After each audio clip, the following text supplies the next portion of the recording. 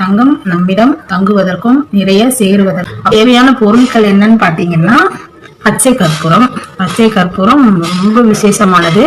அதுக்கப்புறம் துளசி இந்த மாதிரி எடுத்து வச்சுக்கோங்க. அதுக்கப்புறம் ஏலக்காய் எடுத்து வச்சுக்கோங்க. அதுக்கப்புறமா இதுக்கு பன்னீர் தேவைப்படும், பன்னீர்.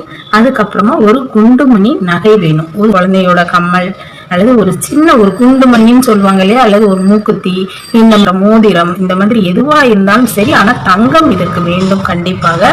தங்களுக்கு தேவையான அளவு, உங்களுக்கு தேவை அப்படிங்கிற அளவுக்கு இந்த மாதிரி வச்சுக்கோங்க. இது ரொம்ப ரொம்ப நல்லா இருக்கும். இது செம்பு பாத்திரம் தான் வேணும், வேற எந்த பாத்திரமும் நீங்க யூஸ் பண்ணக்கூடாது. அது ரொம்ப முக்கியம். இந்த மாதிரி இப்போ பன்னீர் எடுத்தாச்சு. இது துளசி இலைகள் ரொம்ப ரொம்ப முக்கியம். இதுல போட்டு வச்சோம். இந்த அளவுக்கு பச்சை கற்பூரம் எடுத்துக்கோங்க. இதை நான் 5 ஏலக்காய் எடுத்துக்கோங்க. இந்த 5 ஏலக்காவையும் நல்லா நசுக்கி உள்ள போட்டுருங்க. இதுல என்ன போட போறோம்னா இந்த கோல்டு